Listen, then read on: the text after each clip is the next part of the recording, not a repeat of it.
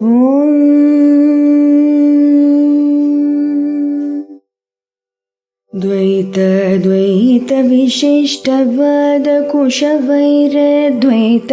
भकृर्चितम् सार विचारचारु मनसं संखावतं वल्लभम् स्वाप्तानाप्तसमस्तजीवसदयं ज्ञानाश्रयमाश्रयम् स्वाप्तानाप्तसमस्तजीवसदयं ज्ञानाश्रयमाश्रयम् वन्दे द्वैतगुरुं जगतां धीशङ्करं शङ्करम् वन्दे द्वैतगुरुं जगतां धीशङ्करं शङ्करम्। श्रुतिस्मृतिपुराणानाम् आलयं करुणालयम् श्रुतिस्मृतिपुराणानाम् आलयं करुणालयम् नमामि भगवत्पादशङ्करम् नमामि भगवत्पादशङ्करम् लोकशङ्करम् लोकशङ्करम्। శ్రీ గురుభ్యో నమః. శ్రీ శ్రవణ ఛానల్కి శ్రోతలందరికీ కూడాను మరొకసారి స్వాగతం. ఈరోజు మనం 343 344 శ్లోకాన్ని చెప్పుకోబోతున్నాం అన్నమాట. ముందుగా 343 శ్లోకాన్ని వినేద్దాం. ఆరూఢశక్తేరహమో వినాశః కర్తుం న శక్యః సహసాపి పండితైః ఏ నిర్వికల్పాఖ్య సమాధి నిశ్చలాః తానంతరానంత భవాయి వాసనాః. ఇప్పుడు ప్రతిపదార్థాన్ని చూద్దాం. ఆరూఢ శక్తేః బలముగా పాతుకుపోయిన బలవంతమైన అన్న అర్థంలో తీసుకోవచ్చు మనం దీన్ని. మిక్కిలి రూఢమైన శక్తి కల అన్నట్టుగా తీసుకోవచ్చు. అహమహ అంటే అహంకారానికి, వినాశః నాశనము, కర్తుం చేయడము, నాశక్యః సాధ్యం కాదు, సహసా ఒక్కసారిగా, అపి పండితైః అంటే పండితులకైనా కూడా, నిర్వికల్పాఖ్యా సమాధి అంటే నిర్వికల్ప సమాధి బ్రహ్మనిష్ట నిశ్చలాహ స్థిరంగా నిలిచిన వారు, అనంతభావాహ వాసనాహ అన్నారు. అనాది కాలంగా పెరిగిపోయిన వాసనలు అంటే ఇక్కడ భావార్థం ఎలా వస్తుంది మనకంటే, అనాది కాలం నుండి బలంగా పాతుకుపోయిన అహంకారాన్ని ఒక్కసారిగా గొప్ప పండితులు కూడాను నశింపజేయలేరు అంటూ మనం దాన్ని అన్వయక్రమం చెప్పుకోవాలన్నమాట. అనేక జన్మలుగా పెరిగిపోయిన వాసనలు పూర్తిగా తొలగించాలంటే ఒక్క నిర్వికల్ప సమాధిలో స్థిరనిష్ట చాలా అవసరం అంటూ దీని భావార్థం వస్తుంది మనకి. ఇక్కడ శాస్త్రజ్ఞానం వచ్చిన వెంటనే అహంకారం ఏమి పూర్తిగా వెళ్ళిపోదు. ఎందుకంటే అహంకారం అనాది వాసనలపైన ఆధారపడి ఉంటుంది అంటూ చెప్పడం జరుగుతుందన్నమాట. శ్రవణం ఆ విద్యను తొలగిస్తుంది, కానీ వాసనల బలం వల్ల పాత అలవాట్లు పైకి మళ్ళీ మళ్ళీ వస్తుంటాయి. అందువల్ల నిరంతర నిధిధ్యాసర రూపము నిర్వికల్ప సమాధి ద్వారా మాత్రమే జరుగుతుంది. అవే వాసనలు క్రమంగా క్షీణింపచేస్తాయి అంటూ చెప్పడం జరుగుతుంది అనమాట. జ్ఞానం ఉత్పత్తి కావడం ఒక విషయం, జ్ఞాననిష్ట పరిపక్వం అవ్వడం మరొక విషయం. ఈ శ్లోకం ప్రతి సాధకుడి జీవితంలో జరిగే ఒక అనుభవాన్ని వివరిస్తుంది అని అనుకోవచ్చు. మనం వేదాంతం వింటూనే ఉంటాం కదా, మనం తెలుసుకుంటూనే ఉంటాం. ఏమిటి, నేను శరీరం కాదంటాం, నేను బ్రహ్మనే అంటాం, అది అర్థమవుతుంటుంది. కానీ మరుసటి రోజు ఎవరో ఒక చిన్న మాట అన్నా సరే చివ్వున కోపం తారాజువలాగా పైకొచ్చేస్తుంది. ఎందుకు? జ్ఞానం పోయిందా? కాదు, వాసన ఇంకా పోలేదు కాబట్టి. ఒక పొలంలో పెద్ద చెట్టును నరికేశారు, కానీ చెట్టు కనిపించదు, దాని వేరు భూమిలో ఉండిపోతుంది. వర్షం పడితే మళ్ళీ చిగురిస్తుంది. అలాగే అవిద్య అనే చెట్టు శ్రవణంతోటి నరకబడుతోంది, కానీ అహంకార వాసనలు అనే వేర్లు ఇంకా లోపలున్నాయి కాబట్టి నిరంతర బ్రహ్మనిష్ట ద్వారానే ఆ వేర్లన్నీ ఎండిపోతాయ్యా అంటున్నారు శంకరాచార్యుల వారు. అసంశయం మహాబాహో మనోదుర్నిగ్రహం చలం అభ్యాసేన తు కౌంతేయ వైరాగ్యేణ చ గృహ్యతే అంటారు కృష్ణ భగవానుడు అర్జునుడితోటి. మనస్సు చంచలమైందయ్యా, కానీ అభ్యాసం మరియు వైరాగ్యం ద్వారానే దాన్ని స్థిరపరచవచ్చు అంటున్నారు ఆయన. ముండకోపనిషత్తులో నా అయమాత్మా బలహీనేన లభ్య నచ ప్రమాదాత్ తపసో వాప్యలింగాత్ అంటారు.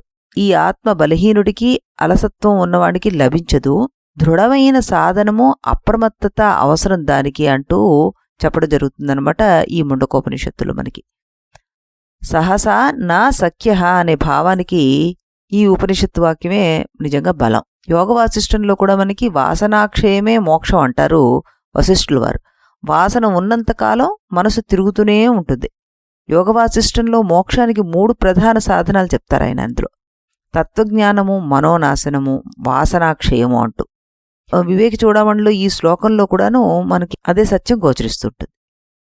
మన వేమనుల వారైతే చాలా సింపుల్గా చెప్పేశారు. ఏమిటి? మనసులోని ముక్తి మరి ఒక చోటును వెతకబోవాడు వెర్రివాడు, గొర్రె చెంకబట్టి గొల్ల వెతుగు రీతి విశ్వదాభిరామ వినురవేమ అంటారు ఆయన. బంధంగాని ముక్తిగాని మనస్సులోనే. ఈ మనస్సులోని వాసనలు తొలిగితేనే మనకి ముక్తి, బయట వెతకడం వల్ల ఏం రాదు అంటూ చక్కగా వేమనుల వారు ఆయన శైలిలో చెప్పేశారనమాట. విశ్వామిత్రుడు మహాతపస్సు చేస్తాడు, గొప్ప జ్ఞానం సంపాదించాడు. మేనక వచ్చినప్పుడు పూర్వవాసనలు మళ్ళీ వెలుకొన్నాయి. ఆ తర్వాత ఆయన మరింత వైరాగ్యంతో, మరింత సాధనతోటి ఆ వాసనలు పూర్తిగా జయించి బ్రహ్మర్షి అయిపోయారు. వాసనల బలం ఎంత గొప్పదో, అలాగే నిరంతరం సాధన వాటిని ఎలా క్షీణింపజేస్తుందో ఈ 2 విషయాలను కూడాను మనకి స్పష్టీకరిస్తుందనమాట. ఎన్నో సంవత్సరాల ఒక అలవాటు ఉన్న వ్యక్తి వ్యసనం అనుకోండి, లేదా ప్రతికూల ఆలోచన విధానం అనుకోండి, ఒక మంచి పుస్తకం చదివిన వెంటనే పూర్తిగా మారిపోడు. అతను ప్రతిరోజు జాగ్రత్తగా తన ప్రతిస్పందనలు గమనిస్తూ కొత్త అలవాట్లను అభ్యసిస్తూ మాత్రమే ఈ పాత మానసిక నమూనాలను క్రమంగా విడవగలడు లేదా బలహీనపరుచుకోగలడు. అలాగే వేదాంత జ్ఞానం ఒక దిశను చూపిస్తుంది మనకి. నిరంతరం నిధిధ్యాసనం ఆ జ్ఞానాన్ని జీవనంగా మార్చేస్తుంది. సహనాన్ని మనకి నేర్పుతుంది, నిరాశను కాదు. ఈరోజు మనసు చంచలంగా ఉందని బాధపడకూడదు మనం. అనాది కాలం నుండి వచ్చిన వాసనలు ఒక రోజులో పోవు కదా. కాని ప్రతిరోజు బ్రహ్మస్మరణలో నిలిచిన వాడికి అవి ఒక్కొక్కటిగా శక్తిని కోల్పోతాయి. శంకరాచార్యుల వారు చెప్తున్న సందేశం కూడా మనకి ఇదే: జ్ఞానాన్ని విడవకు, నువ్వు నిష్టని ఆపకు, వాసనలు శాశ్వతం కావు, బ్రహ్మే శాశ్వతం అంటారు ఆయన. ఈ శ్లోకం సాధకుని అంతర్ముఖ ప్రయాణంలో అత్యంత ముఖ్యమైన సత్యాన్ని తెలుపుతోందని మనం బోధిస్తోంది లేదా తెలుపుతోంది అని మనం చెప్పుకోవచ్చు అనమాట. శాస్త్రజ్ఞానం కలిగిన వెంటనే అహంకారం పూర్తిగా లయమవుతుందని అనుకోవడం ఏమీ సరియేందేం కాదు. ఎందుకంటే అహంకారానికి అనాది కాలం నుండి పేనుకుపోయినటువంటి వాసనల వేర్లుండిపోయాయి. అవి బలంగా పాతుకుపోయినందున నిరంతరము ఈ బ్రహ్మనిష్ట, నిర్వికల్ప సమాధి, నిధిధ్యాసలు వాటిని ఎండగొట్టేలా చేస్తాయి. కాబట్టి అప్పుడు అది మళ్ళీ మొలకెత్తే అవకాశం ఉండదు అంటూ అర్థం చేసుకోవాలి ఇందులో. ఇప్పుడు మరొక శ్లోకాన్ని కూడాను మనం వినేద్దాం. అహం బుద్ధ్యేవ మోహిన్యా యోజయిత్వా వృతేర్బలాత్ విక్షేపశక్తిః పురుషం విక్షేపయతి తద్గుణైః. ముందు ప్రతిపదార్థాన్ని విందాం మనం. అహం బుద్ధ్యా, నేను అనే అహంకార బుద్ధితోటి, ఏవ నిజంగానే, అదే అని అర్థం అనమాట. మోహిన్యా, మోహాన్ని కలిగించేదైనా, యోజయిత్వా కలిపి అనుసంధానించి, వృతేహ బలాత్ ఆవరణశక్తి బలంతోటి, విక్షేపశక్తి, విక్షేపశక్తి అంటే మాయ యొక్క రెండో శక్తి అని అనుకోవచ్చు మనం అని చెప్పుకున్నాం కదా, అదనమాట. పురుషం జీవుని, విక్షేపయతి చెల్లాచెదరు చేస్తుంది, సంసారంలోకి నెట్టేస్తుంది. తద్గుణై దాని గుణాలైన కామ క్రోధ లోభ మోహాది వికారాల ద్వారా అంటూ ఇక్కడ చెప్పడం జరిగిందనమాట. అంటే ఆవరణ శక్తి బలంతో జీవుడికి నేనే శరీరం అనే మోహపూరిత అహంకారాన్ని కలిగించి తర్వాత ఈ విక్షేప శక్తి ఏదైతే ఉందంటే మాయ కామ క్రోధ లోభ గుణాదుల ద్వారా అతనిని మళ్ళీ సంసారంలోకి నెట్టుతుంది, అల్లకల్లోలం చేస్తుంది అంటూ దీని అర్థం వస్తుంది మనకి. ఈ శ్లోకం మాయ యొక్క 2 శక్తుల్లో రెండవదైన విక్షేప శక్తిని గురించి వివరిస్తుంది అనమాట. ఇదేంటి మనకి శంకరుల వారు ఈ మునుపటి శ్లోకాల్లో మనకి ఆవరణ శక్తి అంటే ఆత్మస్వరూపాన్ని కప్పివేయడం గురించి చెప్పారు కదా. ఇప్పుడేం చెప్తున్నారంటే ఆవరణ శక్తి, అహంకారము, విక్షేప శక్తి అని 3 విభాగాలుగా చేసి చెప్తున్నారన్నమాట. ఆత్మస్వరూపాన్ని మరుగుపరుస్తోంది ఏంటంటే ఆవరణ శక్తి. అహంకారం ఏం చేస్తోంది?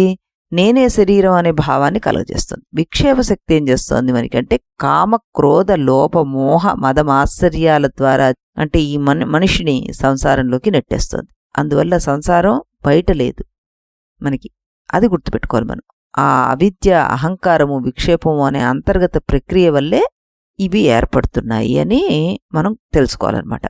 ఈ శ్లోకం నిజంగా చెప్పాలంటే మానవ జీవితంలోని దుఃఖ రహస్యాన్ని అద్భుతంగా వివరిస్తోంది అని అనిపిస్తుంది నాకు. ఒక దొంగ ముందుగా ఇంటి యజమానికి మత్తుమంది ఇచ్చి స్పృహ కోల్పోయేలా చేస్తాడు. ఆ తర్వాత ఇంట్లో ఉన్న వస్తువులన్నీ దోచుకుని వెళ్ళిపోతాడు. ఇక్కడ కూడా మాయ అదే చేస్తోంది. మొదట ఆవరణ శక్తి తన అసలు స్వరూపాన్ని మరిచిపోయేలాగా చేస్తోంది. తర్వాత చెప్తోంది, నువ్వు శరీరమే, ఇది నాది, ఇతడు నా శత్రువు, ఇది దొరికితేనే సుఖం. ఇదే మోహిణీ అహం బుద్ధి అన్నమాట మనకి ఈ శ్లోకంలో పదం. దీని తర్వాత విక్షేప శక్తి మనల్ని విశ్రాంతి లేకుండా పరుగులు పట్టిస్తుంది. ఈరోజు ధనం, రేపు పేరు, మర్నాడు అధికారం, తర్వాత భయం, ఇంకా తర్వాత నిరాశ. ఈ అంతులేని ప్రయాణమే మనకి సంసారం అయిపోతుంది. కామ ఏష క్రోధ ఏష రజోగుణ సముద్భవ మహాశనో మహాపాప్మ విద్యేనమిహ వైరిణం అంటారు కృష్ణ పరమాత్మ. శ్రీకృష్ణ పరమాత్మ కామక్రోధాలనే అంతర్గత శత్రువులుగా పేర్కొన్నారు. ఇక్కడ కూడా వివేక చూడమణిలో కూడా తద్గుణైహి అనే పదం వాడారు. ఈ కామక్రోధ లోభాది వికారాలనే సూచిస్తుంది అది కూడా అనమాట మనకి. విక్షేప శక్తి వీటినే సాధనాలుగా ఉపయోగించేస్తుంది. అందుకే కఠోపనిషత్తులో మనం నిత్యం ఆల్మోస్ట్ ఆల్ చాలా శ్లోకాల్లో వల్లె వేస్తూ వచ్చాం. ఇది పరాంచికాని మిత్రునాత్ స్వయంభూః తస్మాత్ పరాంగ పశ్యతి నా అంతరాత్మన్ కశ్చిద్వీరః ప్రత్యేగాత్మనైక్షత్ ఆవృత్త చక్షురమృతత్వమిచ్చన్ అంటారు. సృష్టికర్త ఇంద్రియాలను బయటికి మళ్లించాడు. అందుకే మనిషి బాహ్య ప్రపంచాన్ని చూస్తున్నాడు. ధీరుడైనవాడు ఇంద్రియాలను లోపలికి తిప్పి ఆత్మను దర్శిస్తాడు అంటూ అనేక మాళ్లు మనం చెప్పుకోవడం జరిగిందనమాట. మనస్సే బంధనానికి కారణం, మనస్సే మోక్షానికి కారణం. విషయాల్లో పరుగు తీస్తే బంధం, ఆత్మలో నిలిస్తే ముక్తి అంటారు యోగ వాసిష్టంలో. విక్షేప శక్తి మనస్సును బయటికి నెట్టేస్తూ ఉంటుంది. ఆత్మనిష్ట మనస్సును తిరిగి స్వరూపంలో నిలబెడుతుందనమాట. తన్ను వెతికి చూడ తానేయో జీవుండు తత్వమరయునగు తానే ఆత్మ మన్ను మిన్ను లేదు మాయయు లేదయ్యా విశ్వాభిరామ వినురవేమ అంటారు. వేమన ఇక్కడ బాహ్య ప్రపంచంలో కాకుండా తన స్వరూపంలో అన్వేషించమని చెప్తున్నారు.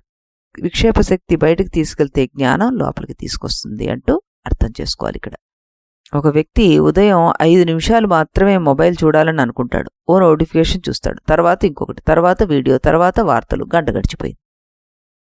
ఆ మొదటి ఆకర్షణ తర్వాత మనస్సు ఒక విషయం నుండి మరొక విషయానికి నిరంతరం దూకుతూనే ఉంటుంది. ఈ విక్షేప శక్తి కూడాను ఇదే విధంగా పనిచేస్తుంది. మన మనస్సును ఒక కోరిక నుండి మరొక కోరిక, ఒక భయం నుండి మరొక భయానికి తీసుకువెడుతుంటుంది.